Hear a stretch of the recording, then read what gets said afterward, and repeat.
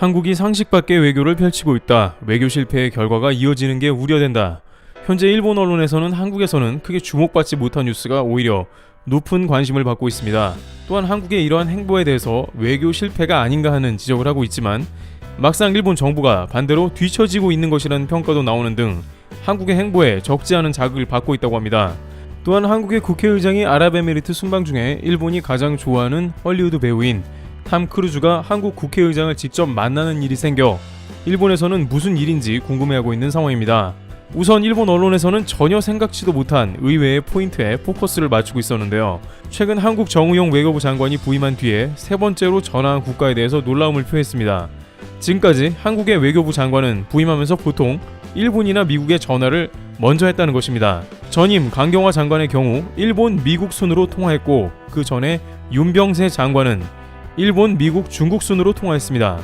이렇게 최근 장관들은 일본에 가장 먼저 전화를 했는데 한국의 신임 장관은 아직도 일본에 전화를 안 했다면서 세 번째로 통화한 국가에 관심이 모인 것입니다. 첫 번째는 미국, 두 번째는 러시아에 전화를 했습니다. 그런데 세 번째로는 아랍에미리트에 전화를 했는데 이것은 한국이 일본 아닌 타국을 선택해 외교 실패라는 의견도 제기합니다. 일본은 미국 바이든 대통령이 당선되자 가장 먼저 스가 총리가 축하 전화를 걸려고 애를 쓰는 등 전화 순서에 매우 예민합니다. 따라서 지금까지 가장 먼저 일본에 전화한 한국이 실수한 게 아니냐는 것이죠. 현재 일본 국회에서는 앞으로는 한국에 가르쳐 주지도 말고 상대하지도 말자는 등의 비한 3원칙을 강조하면서 한국과는 단교하자는 주장까지 나오지만 전화 순서에는 또 예민합니다. 그런데 일본이 정작 한국이 신경 쓰이는 것은 단순히 한국이 아랍에미리트에 간 것이 일본을 의식해서 한 게 아니라 앞으로 한국의 외교 방향이 구시대적인 외교를 버리고 미래 산업을 향해 가고 있다는 것입니다. 정의용 외교부 장관도 그렇지만 박병석 국회의장은 현재 중동 순방 중으로 아랍에미리트를 방문했습니다. 중동 순방에 나선 박병석 국회의장은 지난 10일 첫 방문지인 아랍에미리트 아부다비에서 셰이크 무함마드 빈 자예드 알 나히안 왕세제를 만나 포괄적인 협력 방안을 논의했습니다. 아랍에미리트 통합군 부총사령관을 겸하고 있는 무함마드 왕세제는 아랍에미리트의 실질적인 통치자입니다. 박 의장은 이날 왕세제 사저인 바다궁 시팰리스에서 진행된 회담에서 한국과 아랍에미리트는 특별 전략적 동반자 관계라며 양국의 신뢰관계는 굳건하고 미래를 공동 설계할 준비가 돼 있다고 말했습니다. 일본은 특히 한국이 왕세제의 사저인 바다궁에 초청된 모습에 다소 당황한 정황도 포착됐습니다. 일본은 아베 총리가 왕세제를 접견하기도 했습니다만 사저회까지는 따로 초청받은 것은 매우 특별한 의미로 극히 일부 국가에만 허락된 것이기 때문이겠죠. 이와 관련해 무함마드 왕세제는 공식적인 장소가 아니라 집에서 모시고 싶었다며 사저 초청의 의미를 부여하면서 외교적 수사가 아니라 진심으로 한국과의 관계는 매우 각별하다고 생각한다고 말했습니다. 그러면서 양국이 매우 가까워졌다며 가스, 석유 분야만의 협력을 넘어 양국 관계 발전에는 한계가 없다, 무한하다라고 거듭 강조했습니다.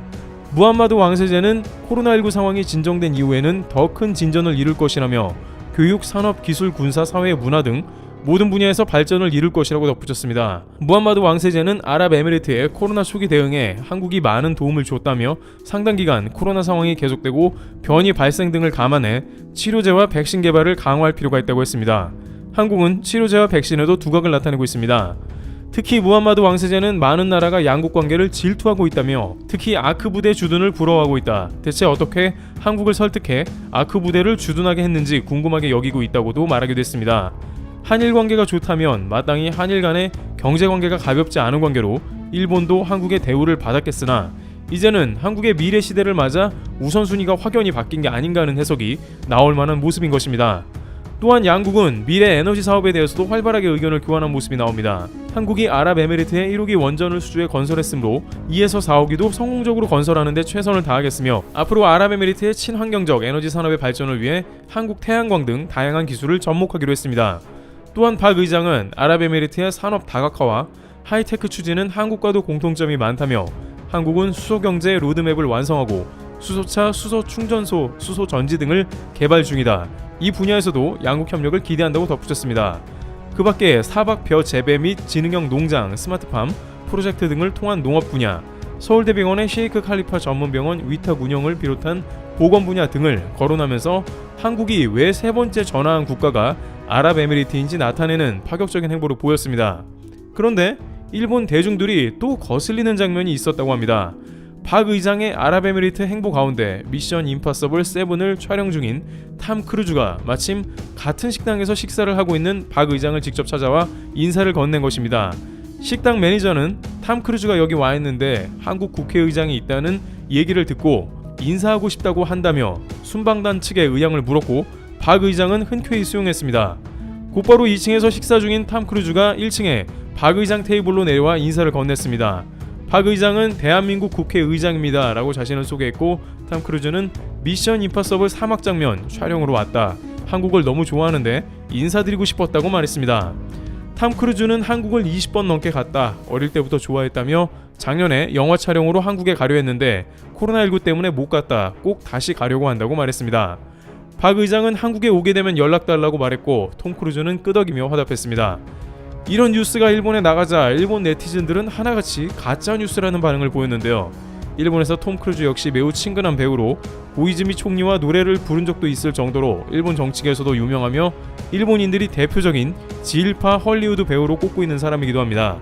그런데 한국 국회의장에 직접 찾아가서 인사를 했다는 사실에 일본 네티즌들은 한국이 먼저 기뜸했겠지, 탐 크루즈가 지나가다가 인사를 안 할 수가 없어서 빈말로 인사 거치레를 했을 것이라는 반응을 보였습니다. 그만큼 한국에 질투 어린 시선을 보낸 것입니다. 당시 탐 크루즈의 깜짝 등장에 식당 손님들은 일제히 스마트폰 카메라를 들고 몰려들면서 일순 소동이 벌어지기도 했다고 합니다. 일본은 한국을 미국과는 떼어놓고 친중 국가로 몰아가며 외교적 고립을 하려고 애를 쓰고 있습니다만 이제 한국은 아시아를 뛰어넘어서 중동의 제2, 3의 동맹국들이 생겨나 서로 시너지 효과를 내고 있습니다. 그 후 박 의장은 곧 바레인에 방문했는데 바레인의 살만 왕세자 역시 한국은 매우 아름답고 협력할 가치가 있는 나라이자 세계사적으로도 중요한 나라라며 코로나가 끝나면 가장 빨리 방문하고 싶다며 40분간 진행된 회담에서 시종 한국에 대해 친근감을 드러내는 모습을 보였습니다. 그는 한국과는 적절한 모든 분야에서 협력할 준비가 되어 있다고 거듭 강조했습니다. 바레인의 알리 상원 의장도 짧은 기간에 커다란 업적을 성취한 한국에 매우 감동하고 있다며 더 많은 분야에서 협정이 체결되고 양국 협력이 활성화되기를 기대한다고 말했습니다. 이처럼 이제 한국은 지리적으로 중국과 일본 등에 둘러싸여 오랜 기간 어려움을 극복해온 국가이나 이제 코로나 사태를 비롯해 친환경 기술 반도체로 인한 미래 산업을 모두 포괄하고 있는 대한민국은 또 다른 파격적이면서도 시기적절한 행보를 이어가며 무함마드 왕세제가 말한 바와 같이 주변 국가들이 질투하는 모습이 계속해서 이어지는 모습입니다. 일본은 한국을 어떻게든 국제 무대로 못 나오도록 WTO 총장이나 G7 국가에 참여 못하게 하도록 애쓰고 있고, 중국은 한복이나 김치 공정 등을 통해서 한국이 중국의 속국이라는 주장을 지속하며 도저히 이웃 국가들이라고 믿을 수 없는 행동을 반복하고 있는 상황입니다만, 한국은 독창적인 능력으로 외교 무대에서도 너도 나도 협력하길 원하는 중요 국가가 되어가고 있습니다. 앞으로 일본이 계속해서 이렇게 방해를 놓는다면 통화 순위에서 점점 뒤로 밀릴 것으로 관측됩니다. 트리블 튜브 여기서 마치겠습니다. 감사합니다.